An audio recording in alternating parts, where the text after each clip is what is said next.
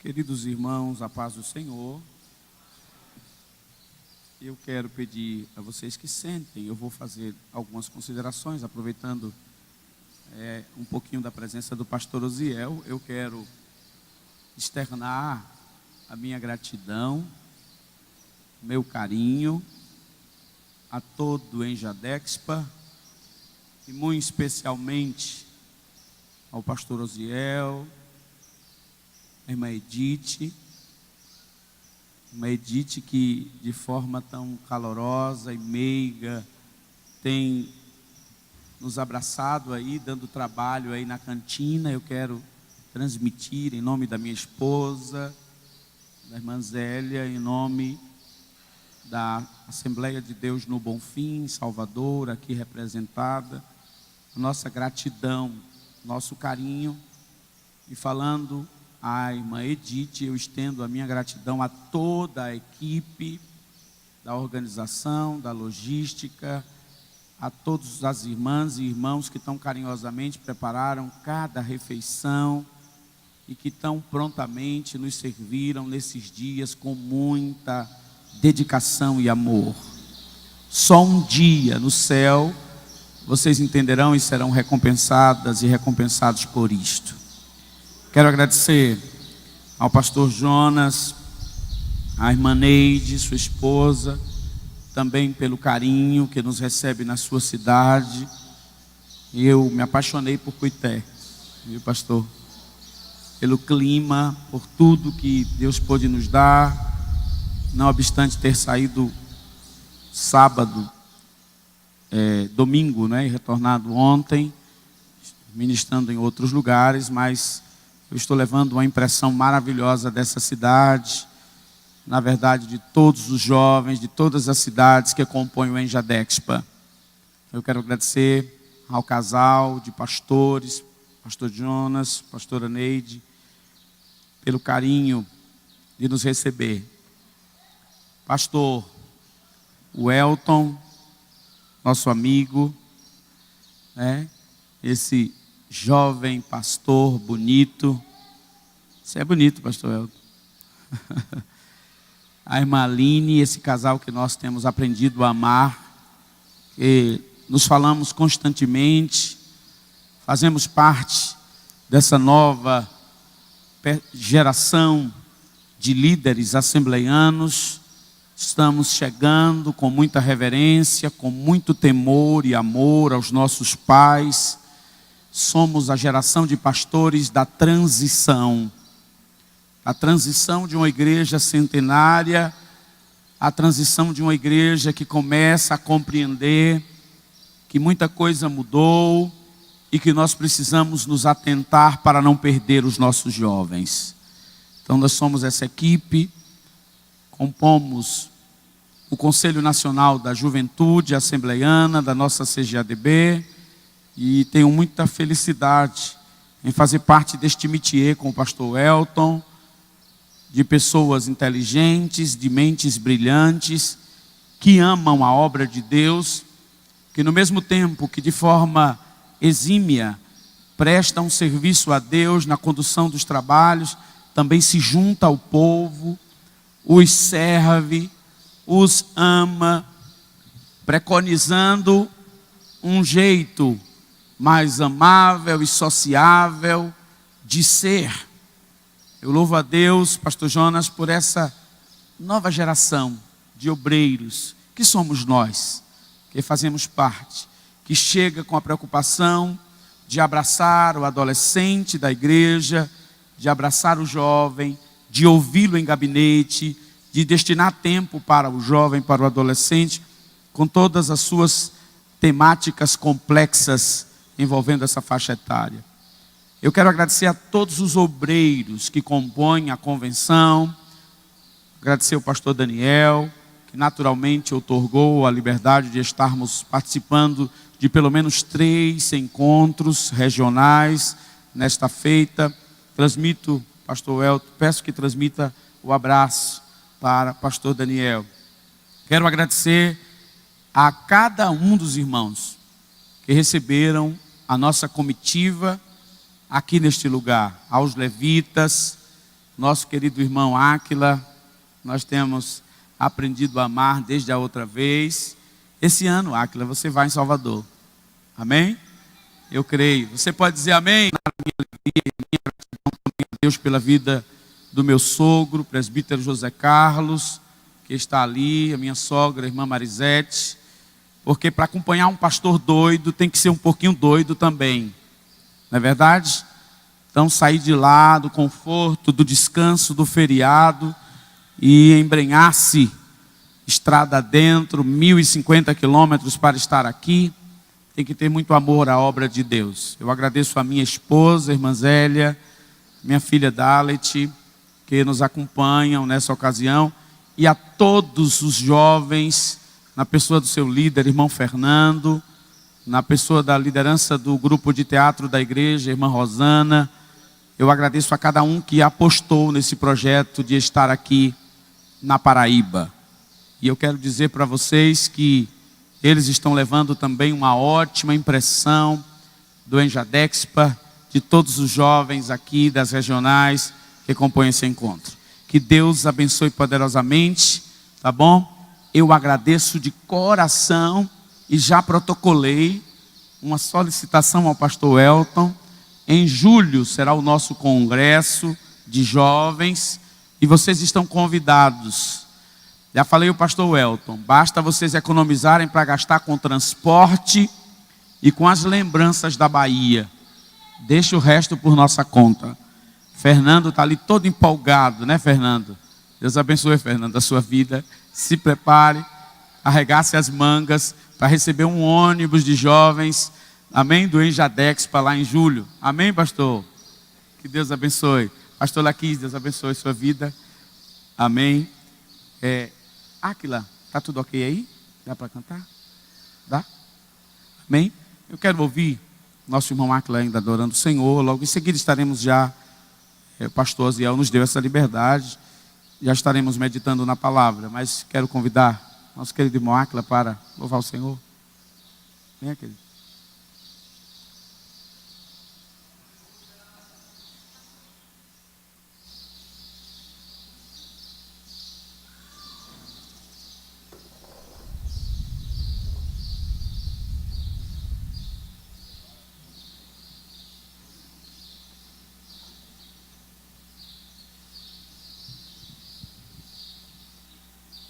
Saúde a todos com a paz do Senhor. Amém. Grato a Deus pela oportunidade de estar mais um dia louvando a Deus juntamente com vocês. Vocês dormiram bem?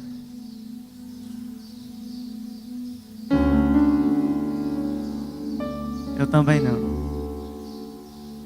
Mas vamos fazer um esforço. Você ficar parado, aí vai dar sono.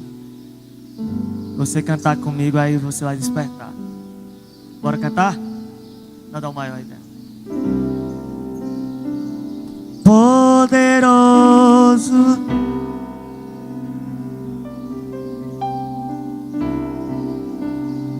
poderoso Deus,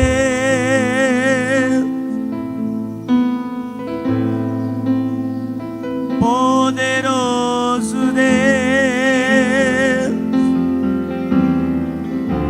minha alma anseia por ti, tu és poderoso. Quero ouvir vocês cantar, canta comigo, poderoso.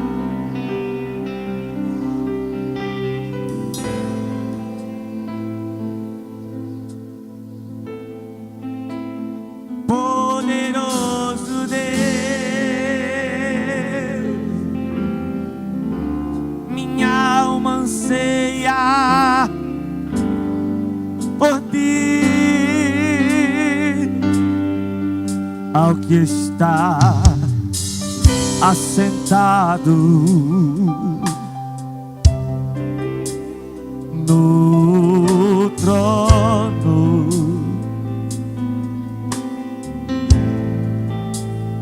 e ao Cordeiro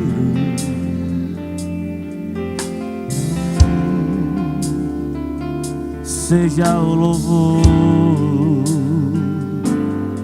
seja a honra, seja a glória,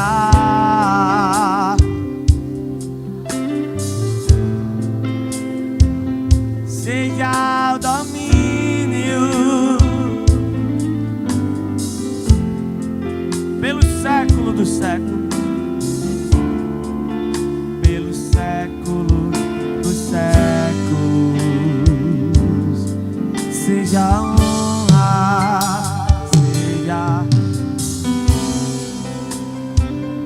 a glória,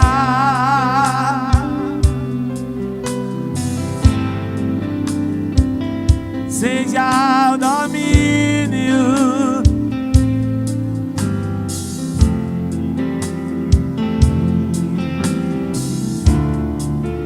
pelo século dos séculos.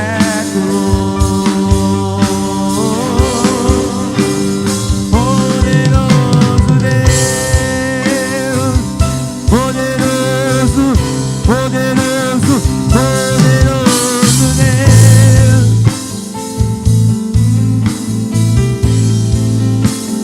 Poderoso Deus, minha alma anseia por ti. Tu és poderoso, poderoso Deus, poderoso Deus. Tu és poderoso Deus, poderoso Deus. Minha alma anseia.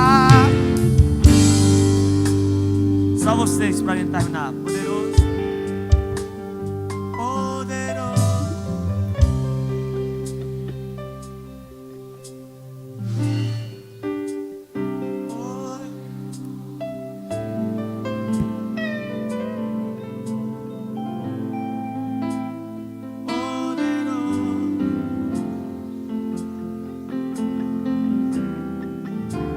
Minha alma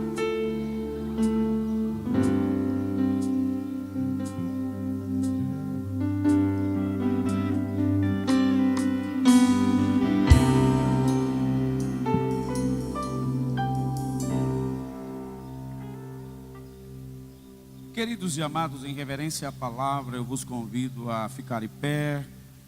Tome a sua Bíblia, por favor.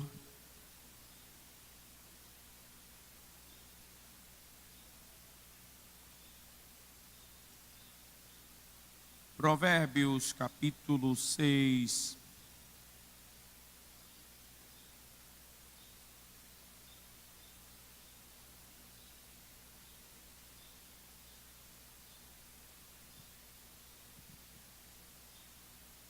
A partir do verso 20.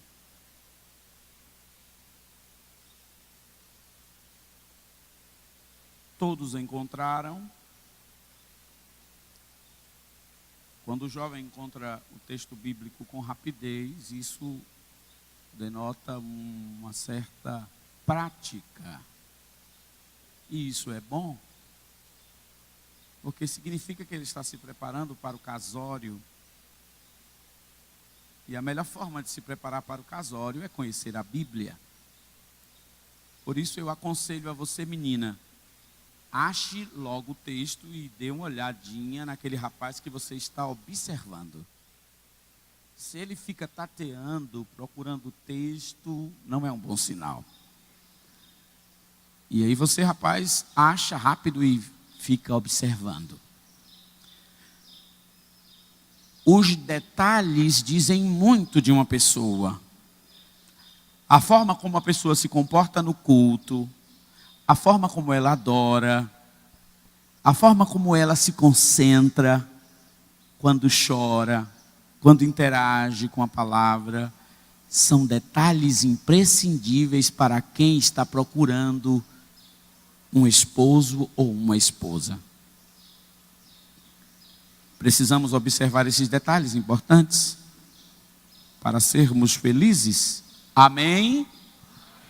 Irei ler, você acompanha com o olhar. Verso 20 do capítulo 6. Filho meu, guarda o mandamento de teu pai, e não deixes a lei de tua mãe. Ata-os perpetuamente ao teu coração e pendura-os ao teu pescoço. Quando caminhares, diga, quando caminhares, isso te guiará. Somente o caminhares. Quando te deitares, te guardará. Quando acordares, falará contigo. Porque o mandamento é uma lâmpada e a lei uma luz. E as repreensões da correção são o caminho da vida. Para te guardarem da mulher e das lisonjas da língua estranha, não cobices no teu coração a sua formosura, nem te prendas com os seus olhos. Porque, por causa de uma mulher prostituta, se chega a pedir um bocado de pão, e a adúltera anda à caça de preciosa vida. Tomará alguém fogo no seu seio, sem que suas vestes se queimem? Ou andará alguém sobre as brasas, sem que queimem os pés? Senhor, aqui está a tua palavra nesta manhã. Aqui estamos nós para recebê-la, para guardá-la dentro do nosso ser. Não queremos, Senhor, estar estáticos diante do jorrar deste manancial que é a tua palavra. Queremos aproveitar cada gota. Queremos, Senhor, ser lavados por ela nesta manhã, ser purificados por ela nesta manhã. Porque, Senhor, todas as coisas são maravilhosas e importantes no culto, porque render louvor e gratidão a Ti é o nosso dever. Mas o momento em que Tu decides falar conosco, nos comunicar, é um momento imprescindível, porque diz respeito à nossa continuidade, porque diz respeito à nossa vida após o aqui, porque diz respeito, Senhor, a como nós vamos melhorar. A tua palavra diz que jamais ela tornará para ti vazia, mas que antes fará o desejo da tua vontade. Faz isso nesta manhã, pedimos em o nome do teu Filho Jesus. Amém.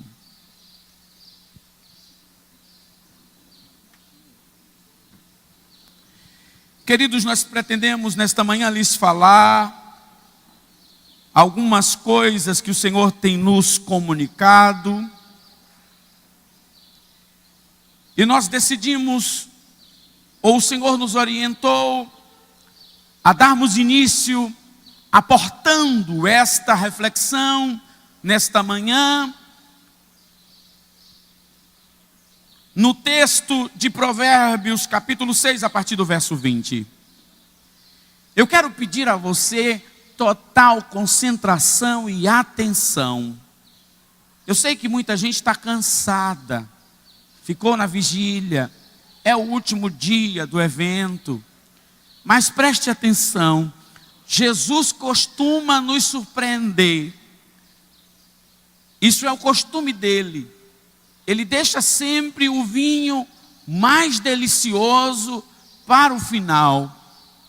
Então, ainda que você esteja cansado, combalido, não se distraia, invoque os seus neurônios, a concentração, para que tenha o máximo de percepção de tudo que Deus nos falará nesta manhã. E eu lhes asseguro que Deus nos falará algumas coisas que poderão mudar a nossa vida. E quando eu digo poderão mudar a nossa vida, em primeiro lugar eu digo o seguinte: o interesse é de Deus que a nossa vida mude, e Ele fará o possível e o impossível para que isso aconteça. Mas há necessidade que você interaja com a vontade de Deus. Se Deus quer, você também precisa querer. Então, não esteja aí simplesmente por estar. Deseje estar e apreenda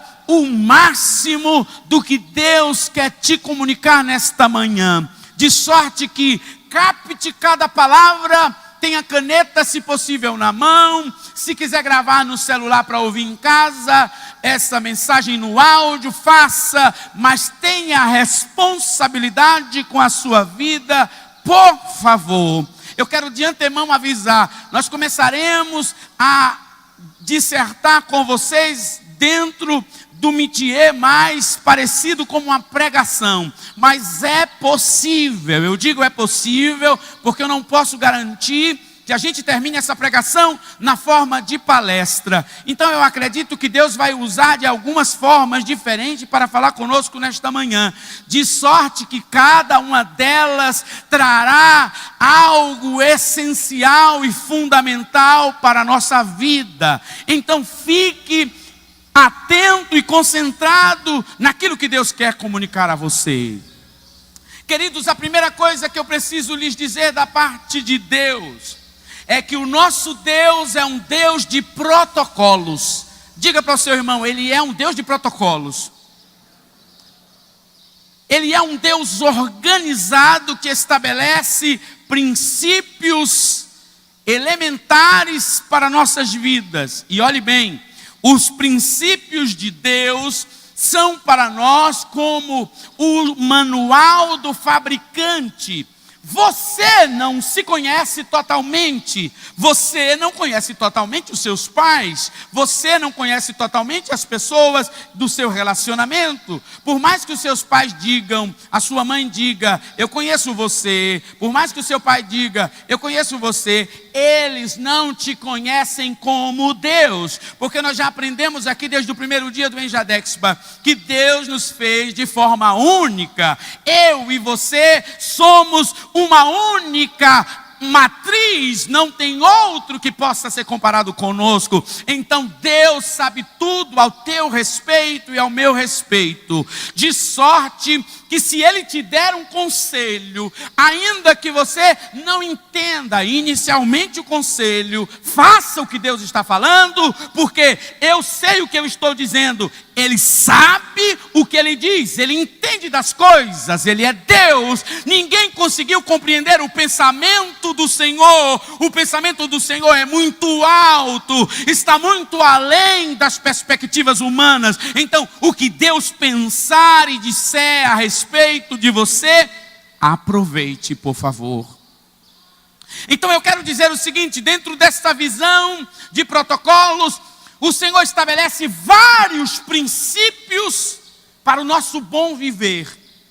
Vários princípios para que a nossa vida seja fecunda e próspera. E um dos princípios, esse é o elementar, porque é o princípio de conexão, é o princípio básico, é o princípio onde a seiva de Deus chega até a nossa vida. E esse princípio está no mandamento do Senhor. Se você for observar o que está escrito em Lucas capítulo 10, verso 7, o Senhor diz assim: ama o teu Deus de todo o teu coração, com toda a tua alma, com todas as tuas forças. Então, primeiro princípio que você tem que entender: não dá para ser cristão, ser próspero, ser uma bênção, se não amar a Deus com toda a capacidade que há em você,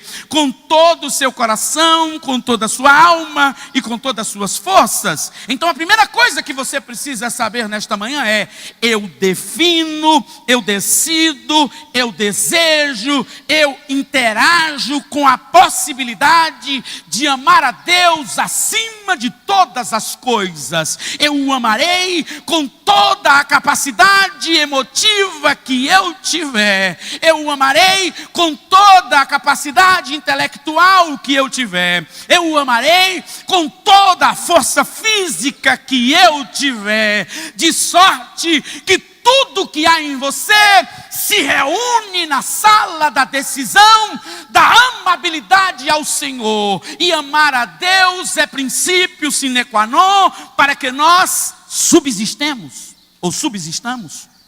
Então entenda, o abandono deste primeiro princípio nos coloca em risco de vida ou em risco de morte, se facilitar a sua compreensão. Todos aqueles que na Bíblia inobservaram o princípio elementar do amor a Deus, pereceram, eles morreram, eles tiveram o seu nome na história, mas o final, o limiar, o ápice das suas vidas não foi bom, porque eles deixaram o amor a Deus que nunca deveria ser desprezado. Então, diga para si mesmo antes de dizer para alguém: eu preciso amar a Deus com toda a minha capacidade. Você disse? Você disse? Diga para si: eu preciso amar a Deus com toda a minha capacidade. Por favor, diga. Por favor, para espantar o sono. Eu sinto que eu terei dificuldade nessa manhã, mas Deus vai trabalhar. Então diga para si: eu preciso amar a Deus com toda a capacidade. Diga isso para dentro de si, para a sua alma. Isso vai te ajudar bastante. Um outro princípio que nós precisamos entender é o seguinte, está no início do texto que lemos. Nós vamos ficar um pouco nesse texto, vamos correr para outros, depois a gente volta. Filho meu, guarda o mandamento de teu pai e não deixes a lei de tua mãe. Queridos e amados irmãos, eu não pretendo me arvorar sobre vós nessa manhã do lugar de pregador. Não obstante, todos vocês tenham a percepção de mim agora de que sou o preletor, o palestrante, o pregador. Não é daqui que eu quero lhes falar. Eu quero lhes falar de um coração sensível, que é o coração pastoral, que é o coração de pai. Eu sou pai, como eu já disse, de Dalet, 19 anos, de Aine, de 13 anos, e de Nicole, de 10 anos. Eu entendo do que é ser pai de 3 filhas em possibilidades ou situações ou perspectivas diferentes. Uma criança, uma pré-adolescente e uma entrando já na juventude, na idade da maturidade. Então perceba, eu lhes falarei desse lugar, ainda que às vezes a minha voz soe um pouco mais dura para você. Receba com alegria, mas não receba do lugar da arrogância, nem como se eu estivesse querendo me predominar sobre vocês, como se fosse o cara mais sapiente do lugar. Não sou o mais sapiente aqui. Talvez alguns de vocês, se estivessem palestrando nesse lugar, falaria com muito mais propriedade. Mas pelo menos cative a sua sensação, a sua percepção ao lugar da fala de um pai e de um pastor. Porque é daqui que a gente vai conversar. Eu tenho estado preocupado demais de como a forma dos relacionamentos paternos, ou melhor, filhos e pais, pais e filhos, tem se dado nas igrejas dos nossos dias. Eu fui pastor da juventude da Assembleia de Deus em Salvador durante 7 anos. E parece que existe uma fissura, um rompimento, uma desconexão na linguagem, nos contatos, nas posturas, no relacionamento. Eu tenho visto filhos que parecem ser pais, e eu tenho visto pais ou mães que parecem ser filhos. Agora preste atenção. Todas as vezes que esse lugar é trocado, uma catástrofe acontecerá no final. O pai não é o filho, e o filho nunca será o pai. Então entenda, você precisa compreender que com o seu pai, com a sua mãe, existe um trato específico. E isso é princípio, é porventura o segundo princípio que eu trago nesta manhã. O princípio da honra e da obediência ao seu pai e à sua mãe. Abra por favor a sua Bíblia no Evangelho de Marcos, capítulo 7, verso 10. E nós vamos entender do que isso se trata. Marcos, capítulo 7, verso 10. Enquanto você acha, eu já vou lendo para ganhar tempo. Porque Moisés disse: honra a teu pai e a tua mãe, e quem maldisser ou o pai ou a mãe deve ser punido com a morte. Perceba, isso foi a ordem que Deus deu no decálogo a Moisés. Isso é princípio. Princípio, aprenda uma coisa: nunca vai vencer. Para princípio não tem prazo de validade. Ele estava presente na cultura há 4.000 anos atrás, há 3.000 anos, há 2.000 anos, há 500 anos, há 400 anos, há 100 anos, há 20 anos, e ele está presente hoje. É o mesmo princípio. Todo aquele que maldisser, ou todo aquele que não honrar, e com as suas palavras não fizer isto, para com o seu pai, ou para com sua mãe, morrerá.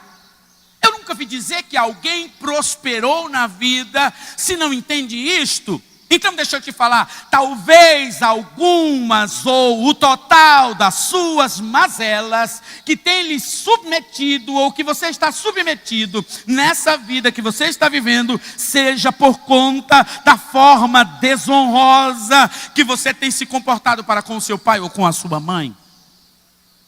Deus não tolera esta inobservância. Deus não brinca com isto. E deixa eu te falar, quando você quebra esse princípio em casa, significa que você vai quebrá-lo na escola. Por que você acha que tantos jovens insurgiram-se contra as vidas de professores, estão aí espalhados na mídia e na internet, jovem batendo em professor, jovem gritando com o professor, jovem gritando com o seu coordenador pedagógico, e você vê isso aí, e é motivo de muitas ações judiciais, Brasil afora.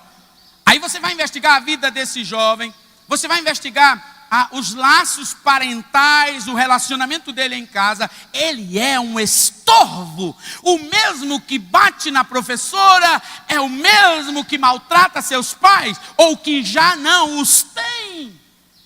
Presta atenção. Então perceba, esse princípio é muito amplo. A contingência deste princípio é enorme. Ela não trata só do seu pai, da sua mãe, sendo que esse é o lugar da âncora para o princípio, mas também diz respeito, por exemplo, à forma como você se conduz, ou a forma como você se comporta com a sua liderança, por exemplo, com os seus pastores. O que tem de gente na igreja, eu já vi muitos jovens se dirigirem a mim, e ao invés de falar pastor Romeu, eles falam Romeu, e eu respondo do mesmo lugar.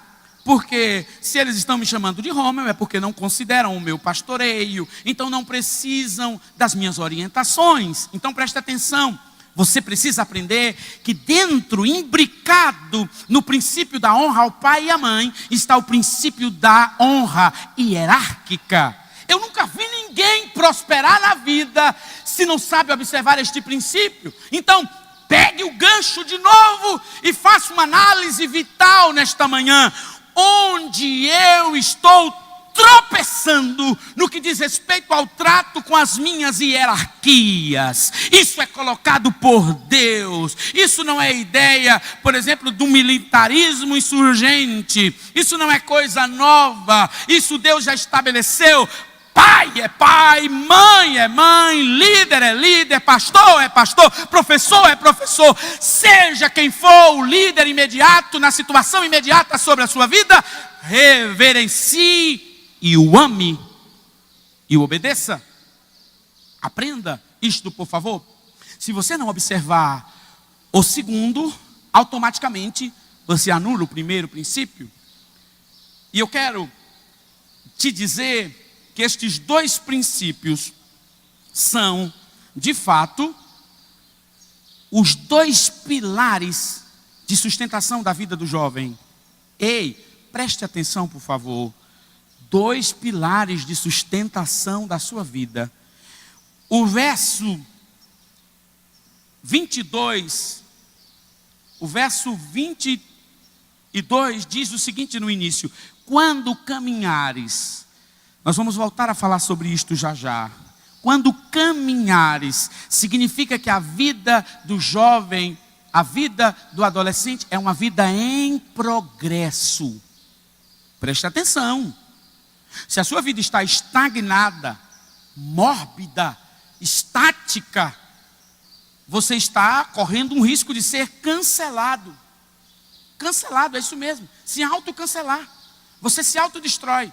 Você precisa compreender que a vida do cristão, não só do jovem, é como a aurora do dia. Quando o dia vai passando, vai se tornando dia perfeito. Então a sua vida tem que ser uma constante mudança, uma constante melhora, um constante crescimento. Todas as vezes que eu vou chegando perto do final do ano, eu faço uma reflexão sobre como está a minha vida como pai, como marido, como está o meu ministério pastoral, como eu estou como professor da escola dominical, como eu estou como aluno da escola dominical. Tudo isso serve, esse feedback de mim para mim mesmo, me diz o que eu preciso melhorar. E olhe, eu sou sempre precisando melhorar. Todos nós estamos precisando melhorar. Então, preste atenção nisto. São os pilares para a sua vida. Eu quero convidar o FJART para fazer uma dinâmica dentro disso que nós estamos falando. E logo em seguida, a gente continua com a reflexão. Preste atenção, por favor.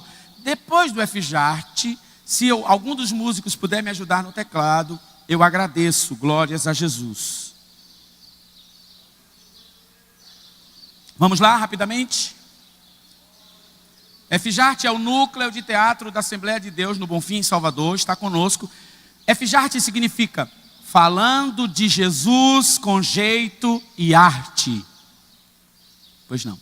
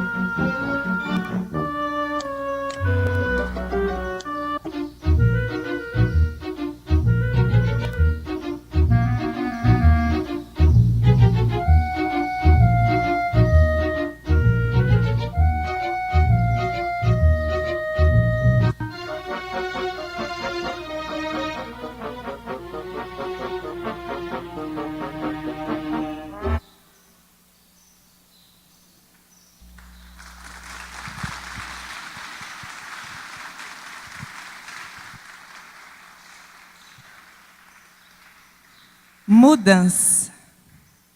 De tantas as mensagens que a gente tira de uma simples brincadeira como essa, um esquete de palhaço que a gente ri, a gente se diverte.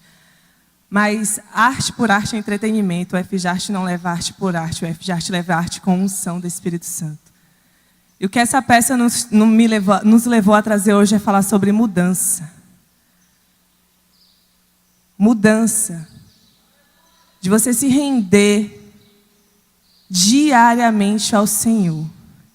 Rosana, eu pequei. Eu caí no pecado. O que é que eu faço agora? Ore. Diga ao Senhor que você vai mudar e mude. Mas a mudança ela é diária. Não é você mudar hoje e amanhã você voltar a ser quem você era ontem. Mude hoje. Mude amanhã. Mude depois de amanhã. Mude depois de amanhã. Mude mês que vem. Mude ano que vem. Mude. A mudança não está em você. A mudança está no Senhor. Mas a escolha quem faz é você. Amém? E quando alguém cair, não brinque com ele. Porque ele está sendo fraco. Lembre-se que um dia você já foi fraco. Seja a mudança na vida de alguém também. Que o Senhor abençoe vocês. Amém?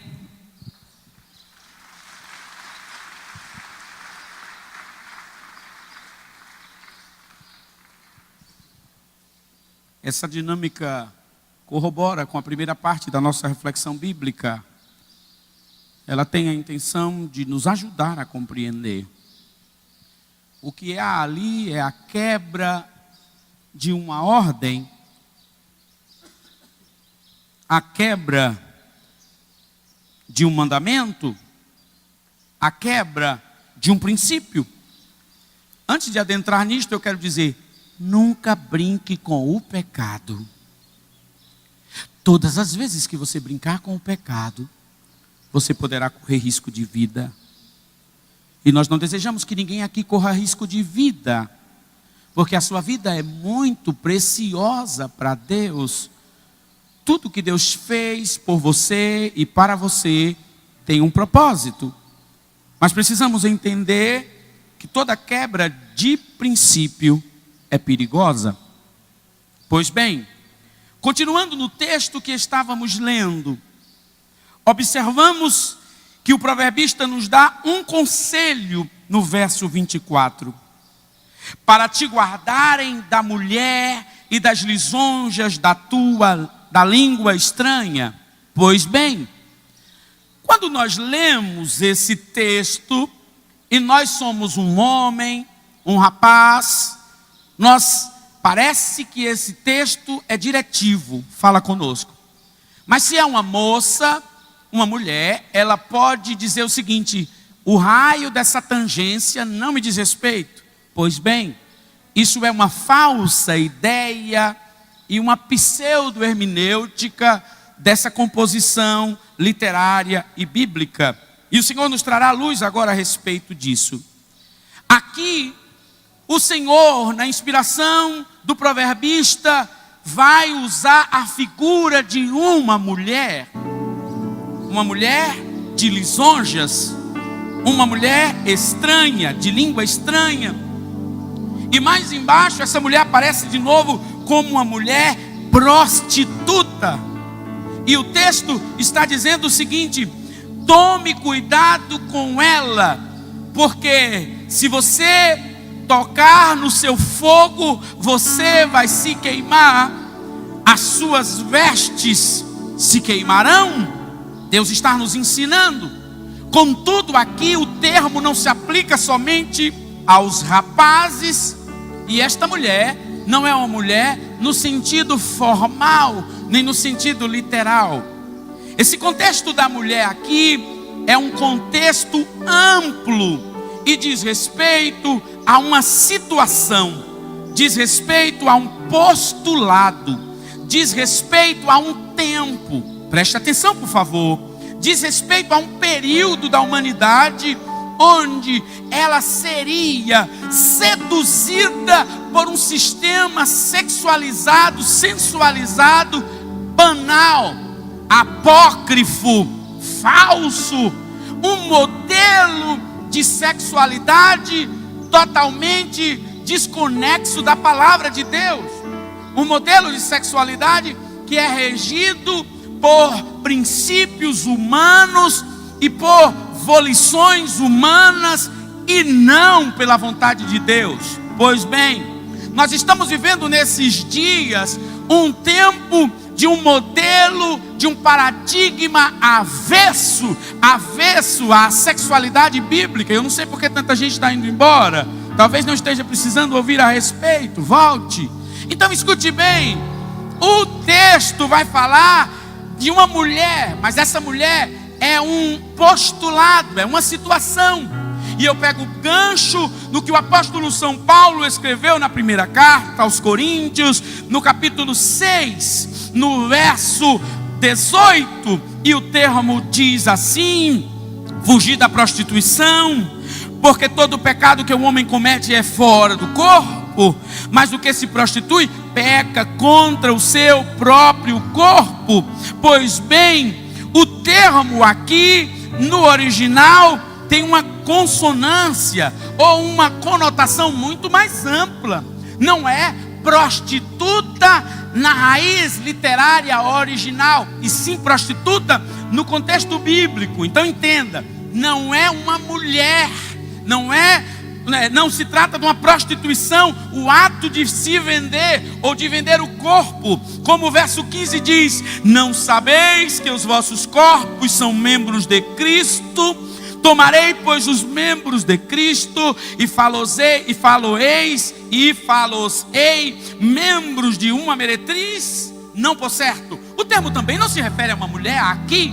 Está se referindo a, de novo, um sistema de sexualidade ou de sexualidades despropositado do original de Deus. E o termo aqui é porneia. Não é simplesmente porné, porque porné no literal grego significa aquela mulher que vendia o seu corpo, que lograva lucros com o seu corpo. Mas aqui está falando de uma situação, de uma composição envolvente e abrangente. Diz respeito a tudo aquilo que trata da nossa sexualidade. Pois bem, tudo aquilo que nós fazemos com a nossa sexualidade e que está fora do padrão de Deus está enquadrado no âmbito da porneia. Porneia é a devassidão, é o desvio, é a apostasia de um modelo sexual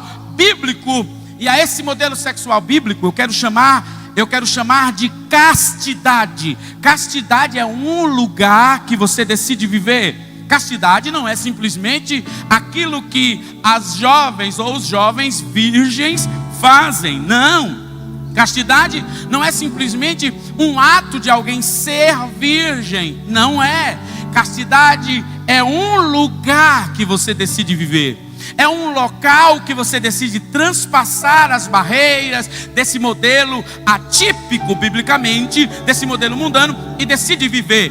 Castidade é um círculo que você precisa entrar. E ouça bem, pasme-se, castidade não é só para jovem. E se você pensa que quando você casar, você vai resolver os distúrbios que envolvem a sexualidade, ou que você vai se tornar o megamente do sexo, e que você vai ser o cara que vai resolver os problemas da sua sexualidade, deixa eu lhe preparar logo. Não é assim. O homem casado ou a mulher casada continua tendo problemas no âmbito da sua sexualidade.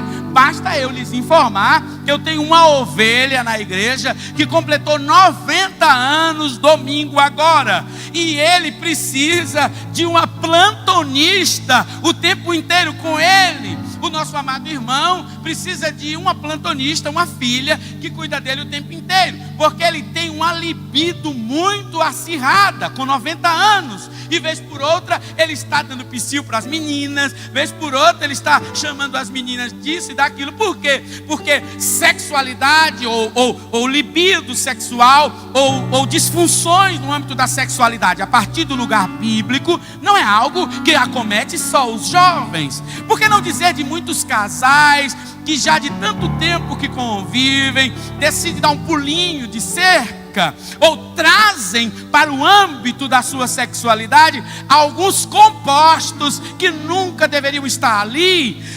Nós vivemos num mundo totalmente avesso, onde já existe até trocas de casais no momento do coito sexual. As pessoas se juntam, 4, 5 casais, vão para um lugar reservado e lá eles trocam. Eles dizem assim: pastor Laquis, toma minha mulher, me dá a sua. E aí daqui a pouco troca aquela com a do outro e faz um verdadeiro bacanal, uma zona. Por que isso acontece? Porque é um modelo de sexualidade depravado, ignominioso, desprezível. E ali naquele ambiente maligno existe todo tipo de confusão que você pode pensar.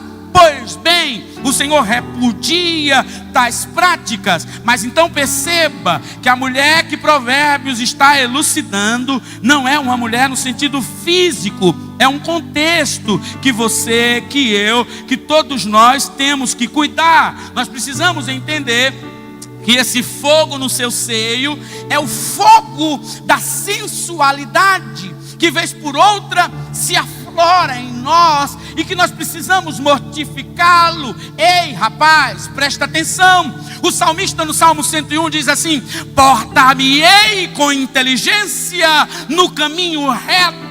Até quando virá a mim? O caminho que o cristão anda é um caminho de retidão, é um caminho de justiça. Então, quando aquela moça de fio dental passar por você e você a desejar e você pensar: ai, que delícia, deixa eu te falar, antes de você submeter a sua emoção a esse abandono do princípio de Deus, cante: passarinhos, belas flores, querem me encantar. São vãos terrestres esplendores, mas contemplo o meu lar. É delicioso viver carnalmente, deixar a nossa sexualidade ser dominada por um ritual mundano, satânico e diabólico. Isso traz prazer, é verdade. No entanto, tem consequências, porque é abandono de um princípio. Então deixa eu te dizer logo de primeira mão, eu pretendo falar sobre isso logo mais, mas preste atenção. Esse negócio de você adotar a postura de ter uma vida sexual ativa antes do casamento não é uma quebra, é um absoluto rasgar dos princípios de Deus. E isso te trará consequências. Deixa eu te falar de novo. Esta carícia exacerbada, esta mão vil e violenta, esta mão defraudadora, que toca no lugar que nunca deveria tocar, que está invadindo a santidade dessa moça, e muitas vezes com o aval e com certeza com o consentimento dela, isso terá consequências para você, principalmente se você não casar com ela. E deixa eu te falar, ninguém tem certeza que vai casar com a namorada, ainda que esse é o motivo principal de um cristão namorar. Porque o namoro cristão não é o momento de conhecer a pessoa simplesmente. Tem gente que está namorando e diz assim: pastor Romeu, eu preciso namorar para conhecer. Mas não é o conhecer dialógico, não é o conhecer que parte do contato, do diálogo, do conhecimento. É o conhecer invasivo. E eu já vi um cidadão que se diz jovem cristão dizer: pastor, eu precisava saber se ela era caliente, porque se ela não fosse caliente, como eu casaria com ela? Eu iria ter problemas. Eu quase coloco a mão dele, minha mão na cabeça dele e digo: sai, demônio, dessa vida, porque essa vida não te pertence. Deixa eu te falar, o corpo da sua namorada não é teu, nem o corpo do seu namorado te pertence. Por enquanto pertence ao pai dele dele, ao pai dela, à mãe dele e à mãe dela. Você não tem direito sobre este corpo, porque a única possibilidade que a Bíblia diz é: o marido tem poder sobre o corpo da mulher, e a mulher tem poder sobre o corpo do seu esposo. Se fugir disso aí, é abandono, é estorvo, é quebra de princípio, e haverão consequências. A palavra porneia é utilizada pelos antigos gregos quando queriam se referir ao sexo comercial. A expressão porneia aparece 26 vezes no Novo Testamento da Bíblia. É traduzida como relações sexuais ilícitas, adultério, fornicação. Escute bem isso aqui.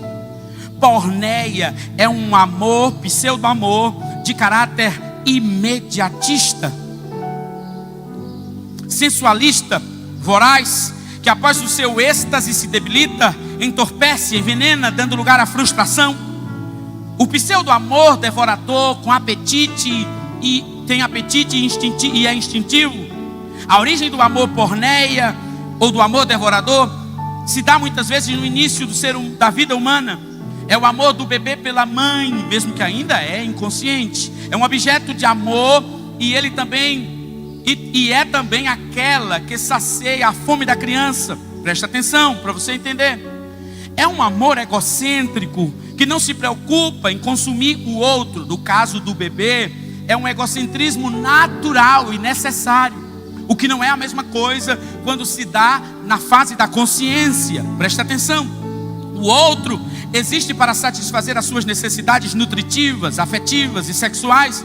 O outro é apenas aquele que ama um alimento para satisfazer a sua fome. Nas fases psicossexuais da psicanálise de Freud, seria o amor existente na fase oral. Este amor devorador, pseudo-amor, na criança, na fase inicial da vida, é natural e positivo. Porém, quando um adulto ama alguém através desta face do amor, é extremamente negativo. O adulto com amor devorador enxerga que a existência do outro serve apenas para satisfazer as suas próprias carências e necessidades. Porneia é o pseudo-amor ou amor devorador. É antropófago, baseado na atitude de consumir e de consumar o outro.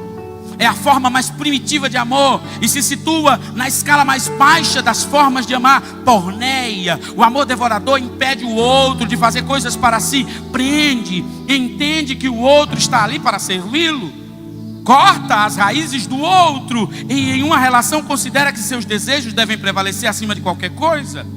As pessoas ansiosas para serem amadas são vítimas frequentes daqueles com amor devorador. Preste atenção, você que está querendo se apressar para se envolver com alguém, por favor, tenha calma, para não ser vítima de um predador, de alguém que quer destruir a sua vida.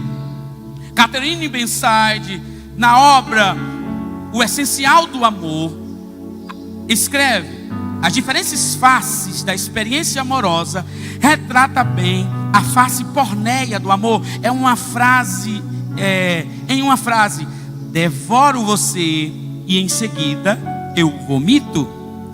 Aquele que é amado somente tem a utilidade enquanto é algo, entre aspas, que satisfaz a fome daquele que ama.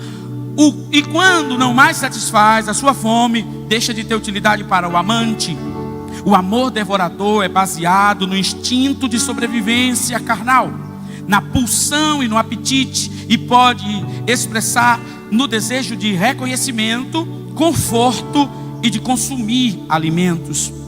Sinônimos de porneia: libidinagem, pornografia, devassidão, licenciosidade, lascívia, libertinagem, libidinosidade, adultério, traição, infidelidade, concupiscência, lascívia, salacidade, lubricidade, luxúria, sensualidade, volúpia, apetite de exuberância, incontinência, vício, voluptuosidade, libertinagem, deleite, gozo por voluptuosidade, gosto, prazer, devassidão, sensualismo, licenciosidade à pornografia, porneia, libidim.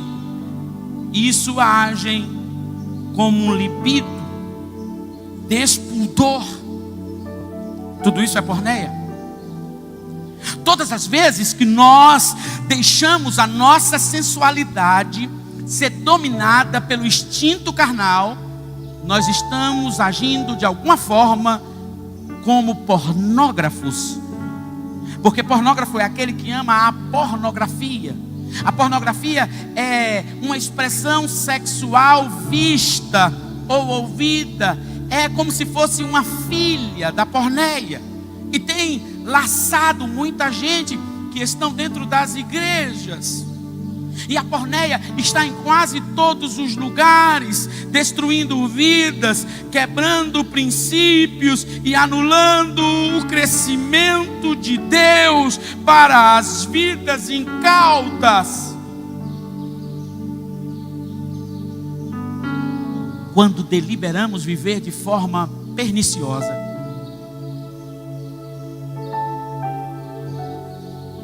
quando não controlamos o veículo da nossa sexualidade,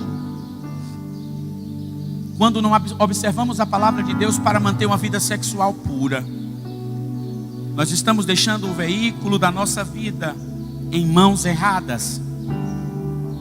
A Bíblia diz que há uma luta, e essa luta é terrível. É a luta da carne e do espírito. Por favor, pastor Laquis, se coloque de pé aqui do meu lado.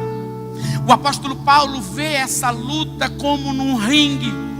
E ele diz assim: a luta do espírito contra a carne é ferrenha, e o espírito quer vencer a carne. Venha contra mim, pastor Laquis, agora com calma, por favor, eu sou franzino. E a carne quer vencer o espírito. E há uma guerra, e há um embate, e um quer transpassar para o lugar do outro. O espírito quer anular a carne, mas a carne quer anular o espírito. Existe uma batalha. Obrigado, pastor Laquis, o senhor está forte. Seria bom que fosse o Áquila aqui, seria mais fácil para mim. Mas entenda, preste atenção, essa guerra não está lá fora. Não obstante ser todo um mundo pronto para essa sexualidade desprovida de Deus, quase tudo. Mas essa guerra está dentro de nós. Essa guerra sou eu contra mim, é mim contra mim mesmo, é você contra você. Preste atenção, não se distraia, por favor.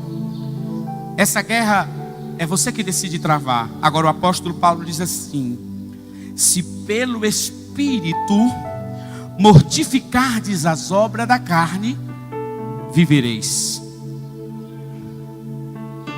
Mas se viverdes segundo a carne, morrereis. Então não tem exuberância, não tem sucesso. Ei, presta atenção, por favor. Não tem lugar de vida na tua vida se você está vivendo submergido nas ações carnais. Não tem como dar certo. É por isso que está dando errado. Mas Deus me mandou aqui nessa manhã para te dizer uma coisa: ainda há jeito, ainda tem jeito para o redirecionamento. Ainda tem jeito, porque enquanto há vida, há esperança. E o Senhor está mandando eu te dizer nesta manhã: eu quero quebrar os grilhões deste vício. Eu quero te libertar desta prática maligna da masturbação. E muitos que têm se valido disto e ainda ministram no altar do Senhor, como se o altar do Senhor fosse um lugar de libidinosidade. Estais como Manassés, envolto em espinhais. Mas o Espírito de Deus nesta manhã chegou neste lugar para quebrar os grilhões que te prendem. E não obstante eles tenham te amarrado de forma segura, maior é Deus para te libertar. O Senhor quer quebrar grilhões nesta manhã, e o Senhor quer te dar uma vida nova. Escute bem, você conhece a história de Daniel. Eu não irei adentrar neste hall, só para lembrar Daniel é um dos jovens e um dos homens mais notáveis da Bíblia. Daniel era um gênio. Daniel era alguém que tinha capacidade extraordinária, porque a Bíblia diz no livro de Daniel que repousava sobre ele o espírito da sabedoria. Preste atenção. Olhe para mim. Olhe para mim. E eu vejo uma coisa linda nesta manhã. O espírito da sabedoria que estava sobre Daniel é o mesmo que repousa sobre Enjadexpa. O espírito da sabedoria, da inteligência, da capacidade, do desvendar dos segredos está sobre você, jovem. Você que está entendendo esse mistério, escute bem. Agora tem uma questão muito séria, e eu te peço que entenda, por favor. Daniel é um dos jovens mais notáveis. Ele não é de Babilônia, ele é de Jerusalém, mas ele está em Babilônia. E ele se destaca mais do que todos os príncipes de Babilônia, e muito mais do que todos os governadores.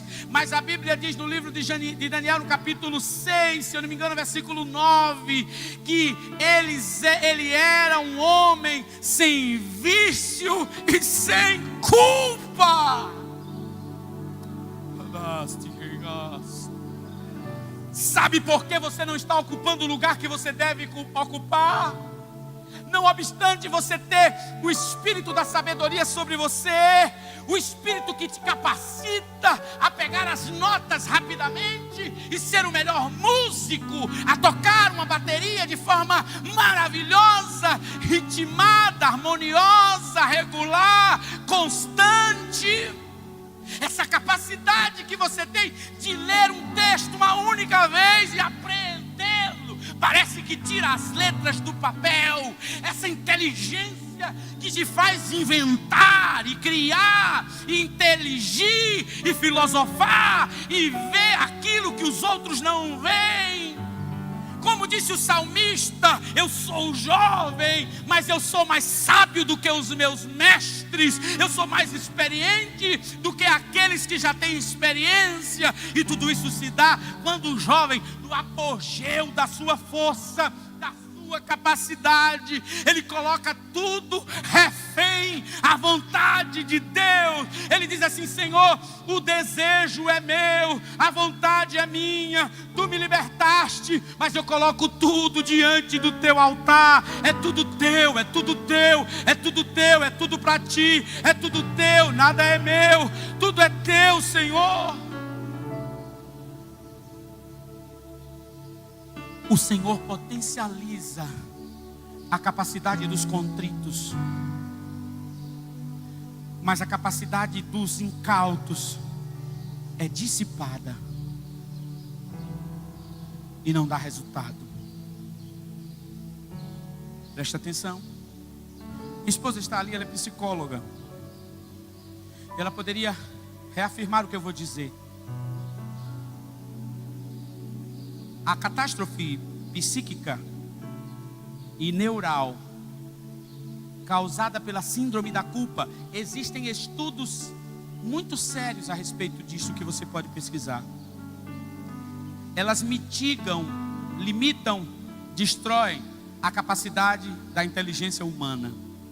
Preste atenção. Aí você que iria além, pastor Laquis, que iria longe, que poderia sonhar algo, né? Um sonho difícil e mudar, escute aqui a profecia, mudar a história da sua família.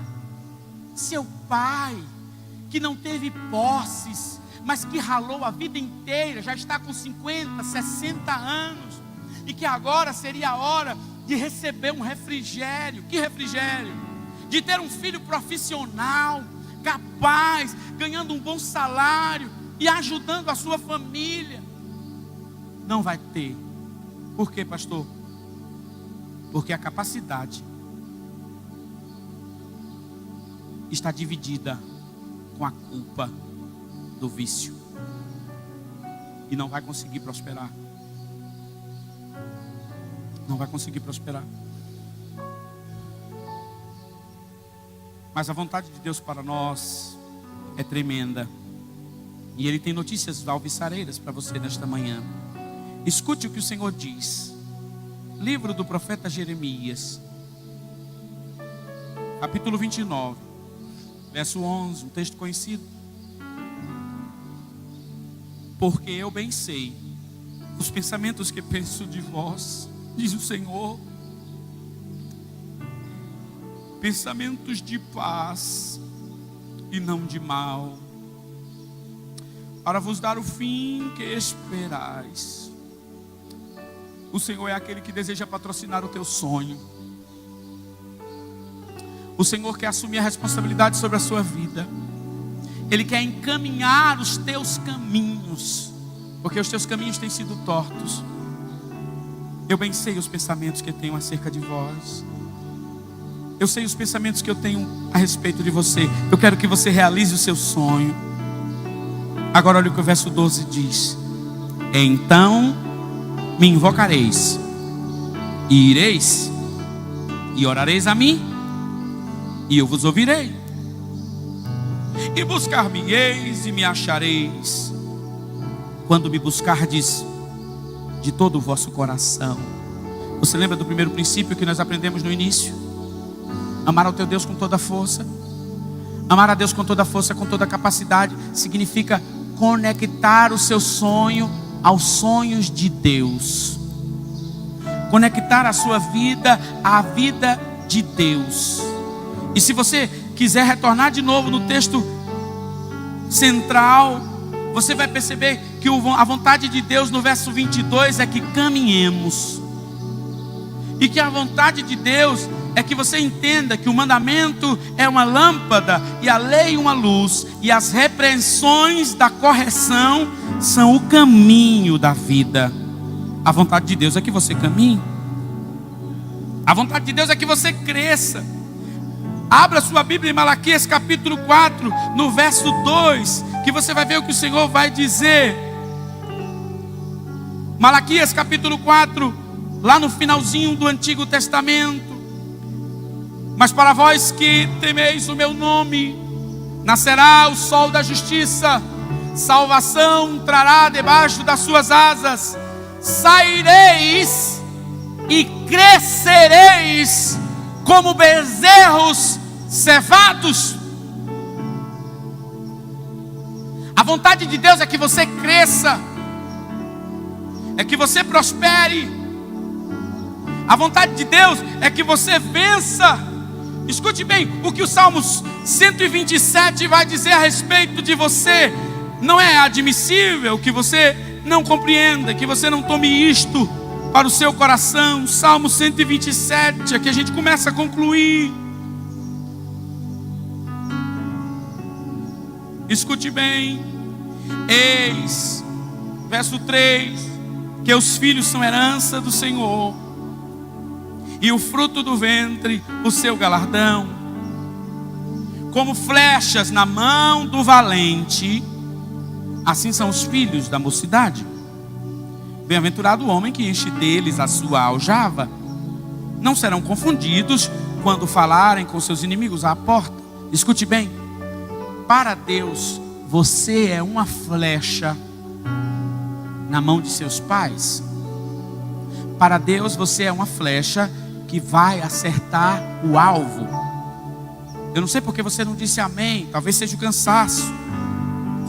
Mas se eu fosse você, eu diria amém. Você é uma flecha na mão de Deus, não é na mão de qualquer um. Você é uma flecha na mão de Deus, e a vontade de Deus é que você acerte o alvo. Agora, eu vou concluir falando um pouquinho mais sobre essa questão da sexualidade. Pastor Romeu, o que eu faço? Como assim? O que eu faço com esse meu fulgor? Fulgor. Fogo, né? Alguém que diz assim: parece que aquela menina tem fogo debaixo da saia. Não é? Alguém diz assim: aquele rapaz é fogoso, é afoguetado, ele não aguenta ficar sem uma namorada, né? E o desejo dele é Você lembra do texto que nós lemos? Eu esqueci de falar a referência, não posso cometer injustiça. Está no site Psicologia Profunda. É do professor e psicólogo Paulo Rogério da Mota. Mas deixa eu te falar. Aqui, ó. Vamos falar um pouquinho de forma mais aberta, né? Aquele desejo que faz de você o garanhão. O que é que eu faço, pastor? Isso é errado? Não. A sua libido é algo que Deus colocou no bojo da sua criação. Está em você. Esse desejo está em você, não é do mal. O sexo não é do inimigo. Os nossos desejos sexuais não são do inimigo. O problema não são eles, o problema é o que nós fazemos deles. É como canalizamos a nossa libido. É como canalizamos os nossos desejos. É como controlamos, por exemplo, o encontro nosso com a nossa namorada. E como, por exemplo, refreamos a possibilidade de andar com ela sozinho. Como assim, pastor? O senhor está criando alguma heresia? Não. Eu não estou criando heresia. Nem estou falando do lugar de filósofo. Estou falando do lugar de pastor. Não é heresia. Isso é estudo com base nas estatísticas. Presta atenção. Toda vez que começa com a mãozinha, pastor Laquis, não fica só na mãozinha. Toda vez que começa com aquele arranhão, sabe aquele arranhão? Ai, como tá bom, que delícia. Estou gostando. Está é bom, não é? Nunca termina só aí. Sem contar uma coisa. A gente construiu uma ideia adversa, totalmente contrária. A gente acha que a virgindade é a coisa, é o ato, ou é o fato de simplesmente preservarmos a penetração. Você pode ser virgem fisicamente e não ser psicologicamente. Você já pode ter sido invadida na sua sexualidade, na sua sensualidade de várias formas. Ah, pastor, mas não houve o sexo. O que é sexo para você? É só a penetração? Sexo é muito mais. Quem é casado sabe. Sexo é algo muito mais amplo. Tocar, acariciar é ato sexual, sem penetração. E tem gente que está se enganando, achando que é virgem e fala com audácia, mas já violou outros patamares. Já violou outros, já subiu alguns degraus, pastor Laquis, né? E aí acha que Deus se conforma com a santidade meeira ou a santidade medíocre. Deus não quer a sua santidade medíocre. Deus quer a sua santidade casta, completa, plena. Então deixa eu te falar, valorize o seu corpo, moça. Valorize o seu corpo, rapaz. Esse negócio dos meninos ficarem namorando com uma e com outra, com uma e com outra, com uma e com outra. Deixa eu te falar uma coisa, meu querido. Eu não te desejo nenhum mal, mas eu só quero te dizer, se você continuar assim, você vai terminar como Sansão. Você pode até se arrepender para morrer. Vai sucumbir debaixo dos escombros do templo dos filisteus.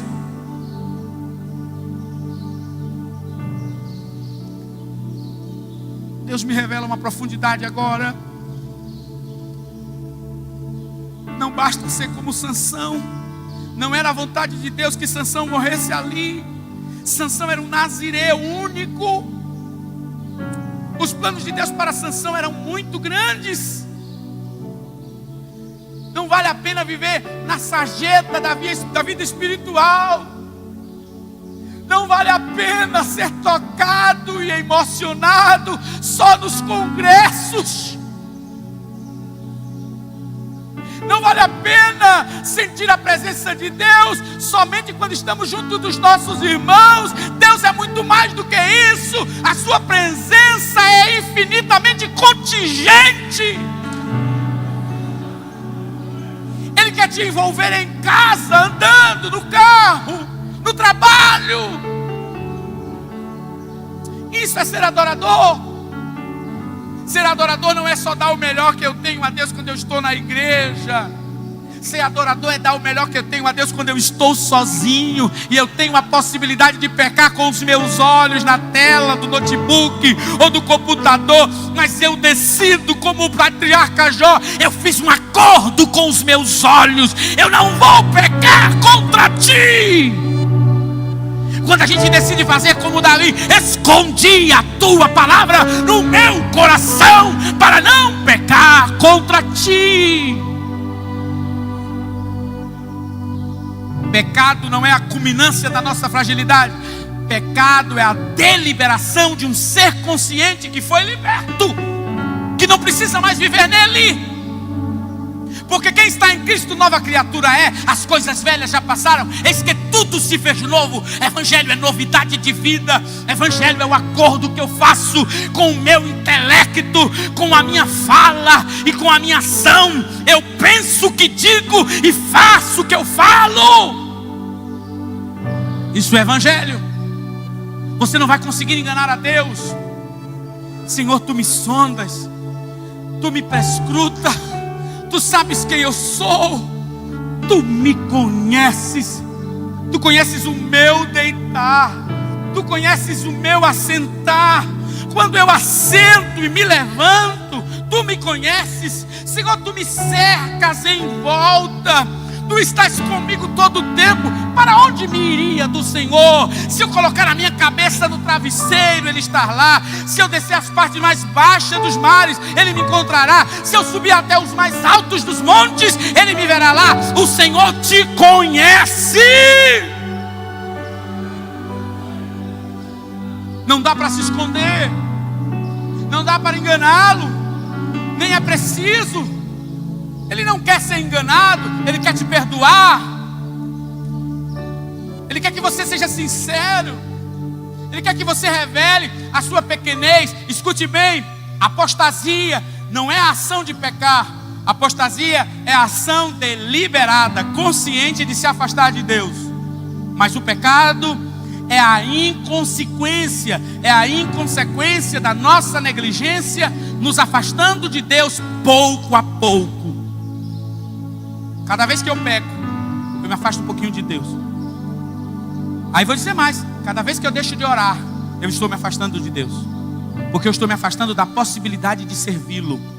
Eu estou me afastando da possibilidade de me encher.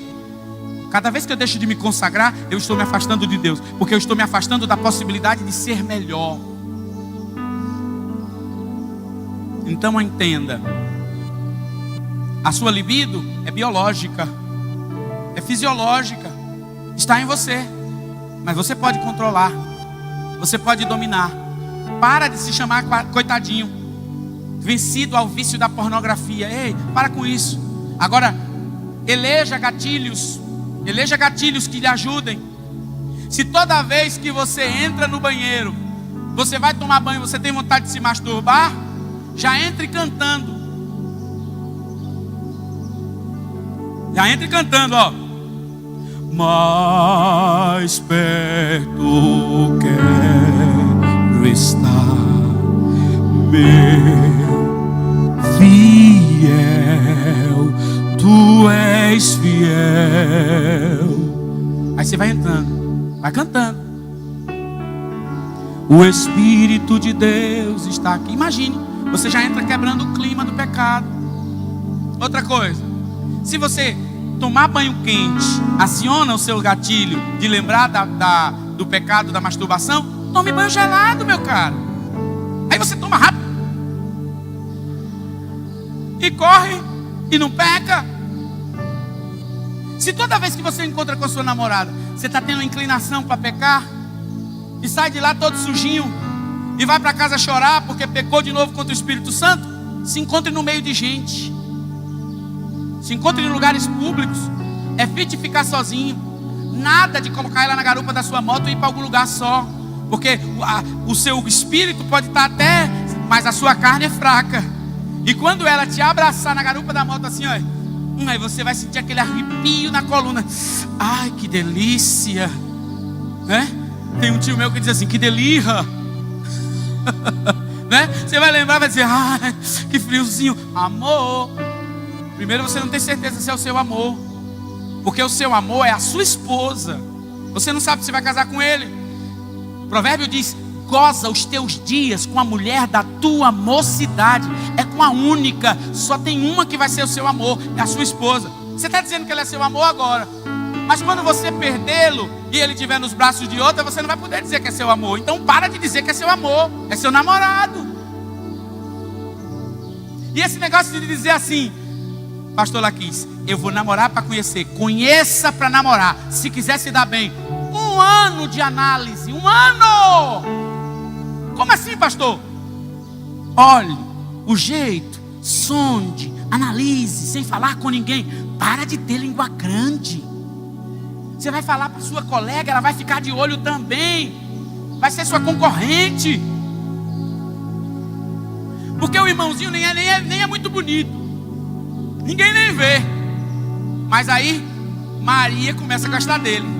Aí ela diz a Trifena. Aí vai falar com a Trifosinha. Aí todo mundo diz, olha, como é o nome? O ibope dele sobe. Aí todo mundo agora quer. Você já percebeu? Que tem um quietinho lá na igreja que ninguém quer. Quando começa a namorar, as meninas ficam, se deu bem, hein? Hein, irmã? Se deu bem, hein? Rebanho de falsa. Ninguém queria, só porque começou a namorar. Então presta atenção, aprenda a manter segredo. Pastor, é possível um relacionamento na internet? É, mas não seja besta. Escute bem. E você, meu irmão, não seja otário. Palavras chata, né? Mas tem tudo a ver. Sabe por quê? Porque esse negócio da menina tá conversando com o cara pela internet, tome um nudes para ele. Isso é coisa do mundo. Abandono dos princípios de Deus vai te trazer mal. Já pensou ser esse irresponsável, calhorda, que está do outro lado te pedindo nudes? Pega a tua foto e bota num desses sites pornográficos para seu rosto ficar visto no mundo inteiro.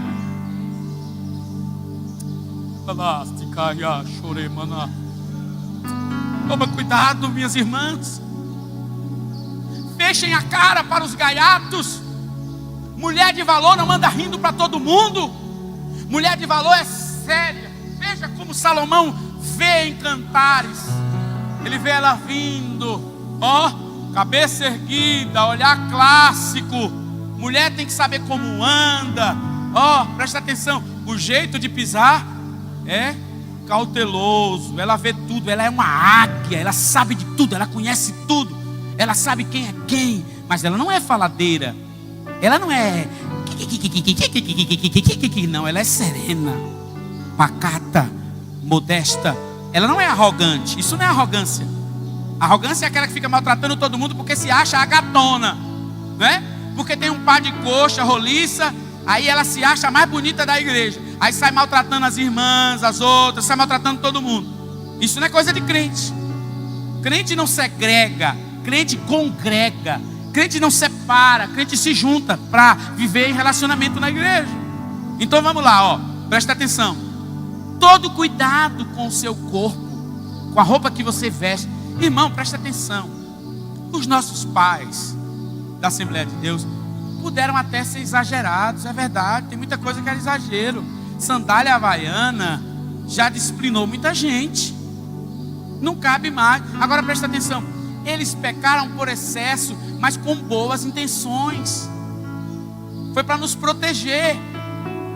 Então escute, essa roupa, não é, impudica, essa roupa lasciva, vai te fazer mal. Se quando você senta dá para ver o útero, é verdade. Eu estou falando de lugares que eu já fui palestrar, que as irmãs sentam na frente, porque a saia não é saia, é saitica. Saitica, entendeu o mistério? Aí quando ela senta aqui, que levanta a perna, dá para ver tudo. A saia você não tem que medir em pé. Meça a saia quando você senta. Não é quando 60 anos não, viu? É quando você senta. Tem gente que diz assim, vou deixar para usar roupa assim quando eu tiver 50 anos. Cuidado, você pode nem chegar lá. Você pode ser atropelada por algum louco que vai te dar um golpe. Irmãos, basta ligar os telejornais.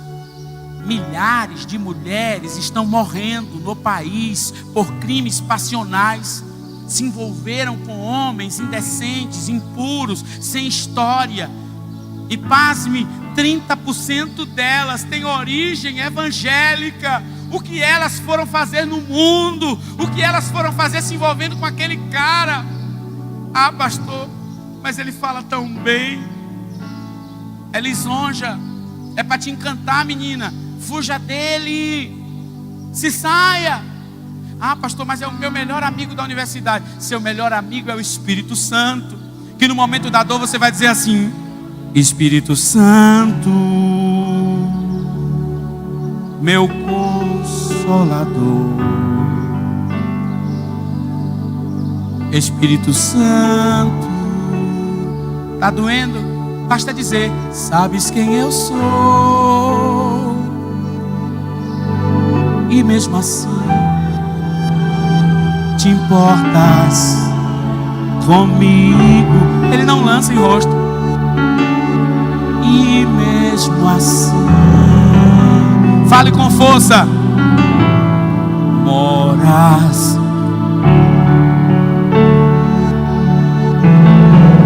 Tu és santo.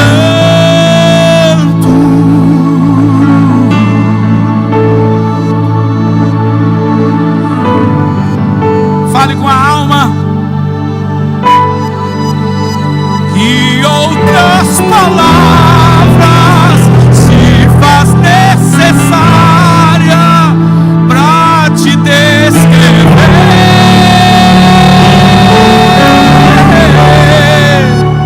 Tu és santo.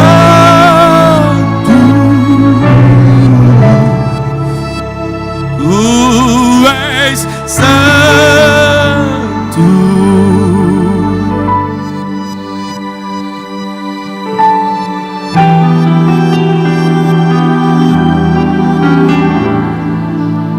Espírito Santo, Ele é teu amigo. Escute, já estou concluindo. Virgindade é importante, pastor? Claro que é. Está escassa? Tá. Mas quem tem, cuidado. Não vá na onda deste mundo, porque são sequelas psíquicas que vão ser abertas e que talvez nunca curarão. Porque a Bíblia diz assim, escute bem: Deus perdoa, pastor, perdoa. Vou falar sobre isso já. Mas tem uma coisa antes. A Bíblia diz que tudo que o homem semear, isto colherá. A Bíblia diz que quem planta na carne, colherá corrupção. Então escute: mas pastor, eu me afobei. Ou eu... a palavra é essa, né? Dei. Diz, né? Eu dei, pastor. Não é assim que o mundo diz? A gente não quer importar as coisas do mundo, importe também o linguajar. Saia falando igual ao mundo. Deixa de hipocrisia. Porque às vezes está fazendo igual ao mundo, mas não fala igual a crente, que é para disfarçar. Então presta atenção. Veja como é ridículo falar igual ao mundo. É ridículo ou não é? E fazer igual ao mundo não é pior? Você não deve nem falar, nem fazer, porque é o acordo com a sua mente. Agora olha que expressão chula. Não é isso? Mas não é assim que o mundo fala? Quando não dá, troca. Quando não troca, vende. O que tem de menina na igreja se vendendo, trocando, se dando. E o Senhor está te visitando nesta manhã. Mas pastor, eu já fiz, e agora o que é que eu faço? Eu estava pregando para alguns jovens em Salvador, e eu via no fundo da plateia assim, da igreja, uma moça chorando o tempo todo. E aí quando eu estava já no limiar da palavra, o Senhor falou no meu coração: é o que você está falando que mexeu com ela. E era justamente sobre essa questão de virgindade, porque isso causa remorso, causa tristeza. E aí eu fiquei terrivelmente dilacerado. Eu falei: Senhor, o que eu falo para essa jovem aqui no final desta mensagem? O Senhor me disse assim: fala que eu posso fazê-la virgem de novo. Aí eu falei: Senhor, como assim? Fiquei com medo de falar, porque quando você prega pelas vias reveladas, né, Acre, Deus te dá muita coisa na hora. Você não pensou, mas Deus te dá. Mas o corpo, o homem, teme. Aí eu estou falando, falei assim: Senhor, com que respaldo eu vou ancorar isso para não ser uma heresia? Mas aí eu confiei. Deus quer te fazer virgem de novo. Aí quando eu falei isso, parece que a lágrima dela secou instantaneamente. E a gente que entende um pouco de psicologia consegue compreender. Aí eu falei, era isso mesmo. Aí eu falei, Senhor, e agora? O respaldo bíblico. Aí o Senhor me falou no coração, diga para ela o seguinte, ou para eles, porque não era só ela, tinha muitas. Quem está em Cristo,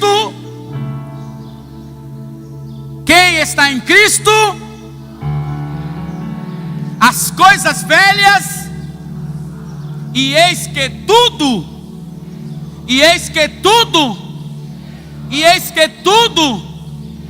o que é tudo? O que é tudo? Diga assim, é tudo, pastor. Diga, tudo é tudo. Então alguém perdeu a virgindade porque não vigiou, não se controlou, não controlou a carne, mas vai morrer, vai se lançar no precipício, vai tirar a vida, vai deixar Satanás ficar com a culpa no seu coração para te matar. É como nós vimos sobre Daniel, não tinha vício nem culpa, e por isso ele era um dos mais excelentes dos príncipes dos caldeus, não obstante não ser caldeu. Então entenda, nova criatura é, as coisas velhas já passaram, eis que tudo se fez novo. Pede perdão e muda a rota. Pede perdão e muda a rota. Pastor Aziel, me perdoe, o senhor sabe da minha humildade, da minha simplicidade, mas eu preciso falar alguma coisa que Deus está falando no meu coração agora. Eu vim aqui para acabar muitos relacionamentos. Se prepare. Vai causar dor. Vai ter gente que vai ficar meses chorando, mas depois vai sorrir. Presta atenção. Se você quiser se escandalizar, se escandalize com a palavra de Deus, não comigo. Se esse rapaz, moça, está te pedindo aquilo que você não pode dar em prova de amor, se ele está dizendo assim, é assim que você me ama, como é no sotaque paraibano? Fala aí, pastor Laquis, no sotaque paraibano. Oxente. Oxente, é assim que você me ama? Né? Aí você vai fazer o seguinte, dá um pontapé na bunda dele. Pode terminar o namoro, pode acabar, vá por mim. Se esse cabra está tentando pegar em você, naquilo que você não pode deixar, porque você não é mulher dele, acabe o namoro hoje. Acaba. Mas pastor, como assim? Ou, vou dar uma alternativa. Se você acha que gosta muito e não quer acabar, faça o seguinte, a partir de hoje não tem mais toque, o beijo é rapidinho, é um beijinho de longe, com o espaço para o Espírito Santo passar no meio, sem nada de esfrega, porque o grande problema é esse. Começa com um beijinho. Ai, meu amor. Aí vai aprofundando. Daqui a pouco se abraça. Aí quando se abraça, aí o negócio logo tonhe. É ou não é? Aí o infeliz se levanta e já quer logo procurar confusão, porque o ser humano confusento, né? Aí o rapaz diz o seguinte, o diabo chegou. Não é o diabo não, irmão, para com isso. Se for o diabo, você vai expulsar ele agora. Presta atenção. Você vai dizer assim, recolhe-te, Satanás, para o seu lugar de origem. Mas quando tu tiver com 50 anos, que o diabo te deixar, você vai fazer como? Venha, Satanás, se apodere de mim de novo. Não é Satanás, irmão. É saúde, virilidade, libido, natural, fisiologia, biologia, presente de Deus. Sim, pastor. Não bote Satanás no negócio que você é novo não, viu, irmão?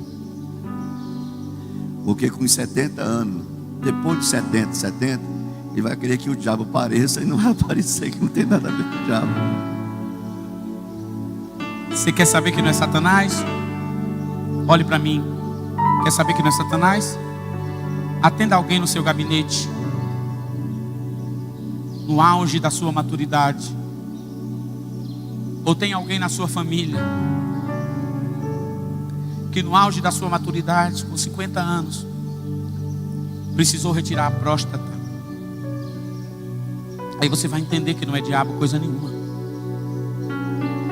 É a natureza humana que precisa ser controlada, que precisa se sujeitar às leis do Espírito de Deus.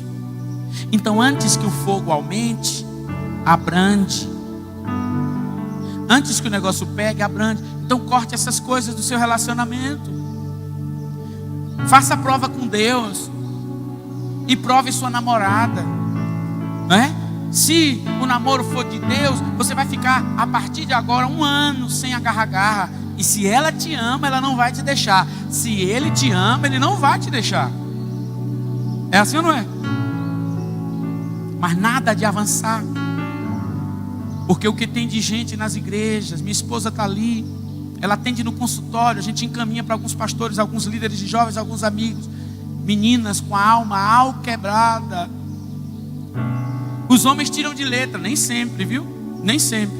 Tem casos também com rapazes, mas a maioria são moças, alquebradas, emprestaram seu corpo, confiaram no cidadão, e daqui a pouco descobriu que ele não gostava dela, e terminou e deixou ela sofrendo. Meninas perto de tirar a própria vida, pastor Zé. Então é sério. Eu quero convocar os obreiros aqui do Senhor e a liderança. Vamos supervisionar os namoros na nossa igreja. E você, presta atenção, escute bem, rapaz e moça.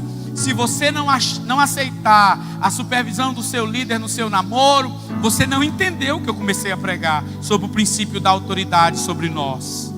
Você não entendeu. Porque é muito melhor que alguém esteja te acompanhando. Porque a Bíblia diz que é melhor 2 do que 1. Porque se um cair, o outro levanta. Se o seu líder vê que você vai cair, que você está se afastando da igreja, se afastando da casa de Deus por causa do seu namoro, ele vai te chamar. Tem uma legalidade da parte de Deus descendo sobre esse ginásio agora. E na autoridade do Espírito de Deus eu quero empoderar os líderes de jovens. Vocês podem sim chamar com autoridade para aconselhar os obreiros do Senhor. Vamos parar com isso de dizer, não é minha filha, não é meu filho. Se está no meu rebanho, é minha filha também. É a primeira coisa que eu falo quando chega para fazer parte da igreja que eu sou pastor. A partir de agora, eu sou seu pastor. Tem que me ouvir em todas as áreas, porque eu tenho responsabilidade. A todos a Bíblia diz, vai prestar conta de si a Deus. Mas aos pastores a Bíblia diz, vai dar conta de si e vai dar conta das ovelhas. Então deixa eu te falar uma coisa. Se você não se sujeita à autoridade do seu pastor, se converta, porque não tem chance para você. A seiva de Deus repousa a partir da autoridade espiritual. É o orvalho que desce pela barba do sacerdote. É o orvalho de Sião que desce sobre a barba do sacerdote, que chega até a orla dos seus vestidos. E a Bíblia diz, e ali ordenarei a bênção para sempre. Quer ter vida próspera? Esteja debaixo da bênção do seu sacerdote, do seu líder espiritual. Peça conselho, marque, agende, peça um tempo, converse, abra seu coração, peça perdão, confesse.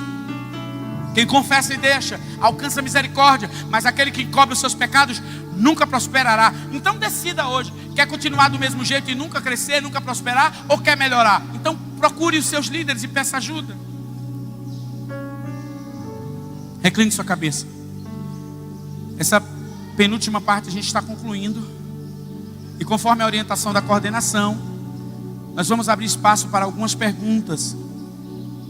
As que eu não souber, que não for no âmbito espiritual, for no âmbito mais profissional, nossa irmã Zélia vai nos ajudar a responder como psicóloga. Mas eu quero orientar uma coisa. Não faça pergunta de casado, porque eu vou rir de você. Pastor, sexo oral é pecado, não é da sua conta. Você não pode fazer sexo ainda. Você ainda é um menino. Você não casou. Porque só é homem de verdade quando casa. Enquanto não casa é um rapaz, é um mancebo. Pode até ser mancebo de qualidade, mas enquanto não provar que é homem para cuidar de uma mulher, para fazê-la feliz, ainda é mancebo. Está cheio de mancebo aqui. Mas fique tranquilo, a bênção de Deus está chegando. A bênção de Deus está chegando sobre a sua vida. Tá certo? Então vamos lá, eu vou orar por vocês. Eu não gosto de chamar na frente. É um costume que eu tenho. Costume pastoral. Não gosto. Mas se você sentir de Deus de vir à frente para eu orar por você, tudo bem. Se não, o Deus que opera para aquele que vem na frente é o mesmo Deus que opera para aquele que confessa aí no banco. Eu não preciso de mídia, de mostrar que Deus operou, porque eu não preciso disso, porque eu sei que Deus sempre opera. Deus não opera por causa de mim. Deus opera porque Ele é Deus, Ele gosta de falar. Ele não depende do pregador ser estiloso, ser intelectual, ser inteligente, não. A palavra dele é que é poderosa, não é a minha. E outra coisa, eu posso falar 1000 filosofias para vocês aqui, não acontece nada. A única coisa que transforma a gente é a palavra de Deus. Então, eu não preciso provar nada para ninguém. Isso não é arrogância, isso é humildade. Eu não quero provar nada para ninguém. Então, se você quiser pedir perdão a Deus de forma pública, derramar o seu perfume, quebrar o vaso do nardo, aí eu também não posso te impedir, pela sua exuberância. Mas se você quer fazer simplesmente aí, no seu lugarzinho, chorando, faça também. Eu vou orar por você. Mas antes de orar, para te ajudar, aí você já fecha os olhos, tá bom? Presta atenção enquanto eu canto esse corinho. Não sei nem a nota, mas a nota que tiver vai. Renova-me, Senhor Jesus. Já não quero ser igual. Renova-me, Senhor Jesus. Põe em mim teu coração, porque tudo que há dentro de mim necessita ser mudado, Senhor,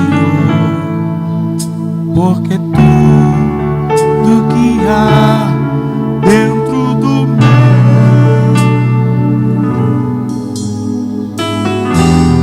necessita mais de ti.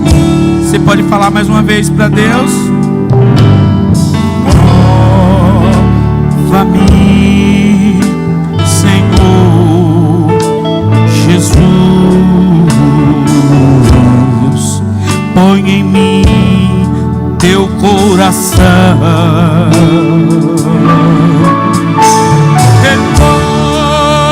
Renova-me, Senhor Jesus. Já não quero ser igual,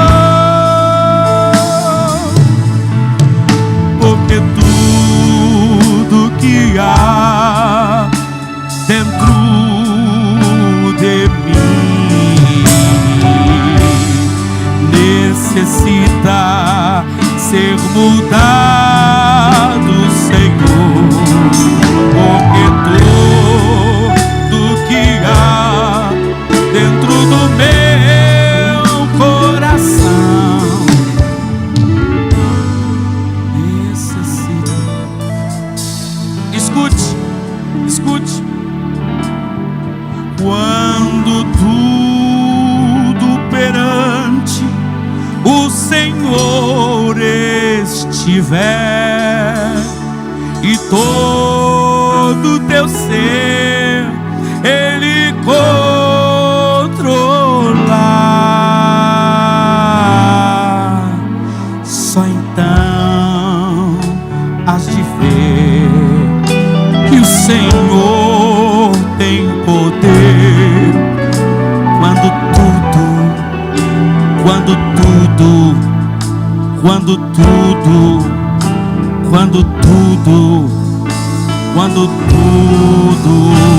deixares no altar,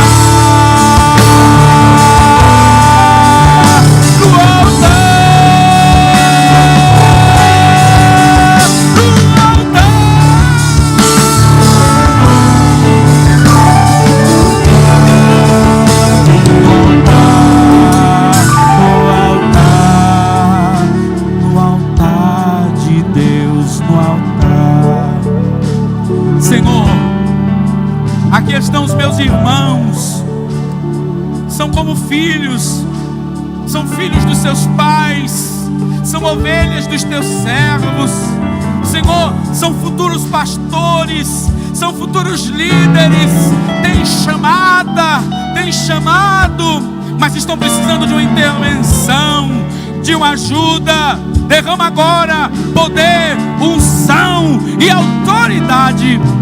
Poder, unção e autoridade para subjugar a carne, para subjugar o pecado, para vencer o mundo, para vencer Satanás. Então, Senhor, vem agora com poder, com unção, com autoridade sobre essa juventude do Ejadexpa. Vem fortalecer, porque está terminando o evento, mas o fogo não vai apagar. Está terminando o evento, mas eles não serão mais os mesmos. Está terminando o evento, mas eles irão mudar as suas vidas, eles irão mudar o rumo das suas vidas. Eles vão procurar os seus pais, eles vão pedir perdão aos seus pais, eles vão pedir perdão aos seus pastores, eles vão mudar o seu namoro, eles vão mudar o seu relacionamento, porque eles entenderam que a tua palavra é a única chance, a tua palavra é a única chance, a tua palavra é a única chance, é o único jeito, é a única maneira que temos, Senhor, de escapar deste mundo tão vil, tão pecaminoso, tão cheio de libidinagem, tão cheio de pecado.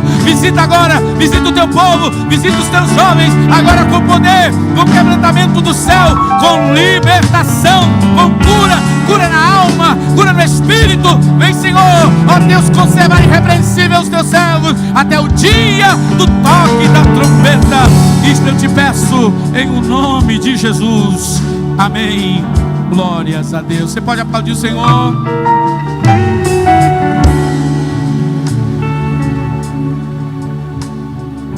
Irmão Tiago.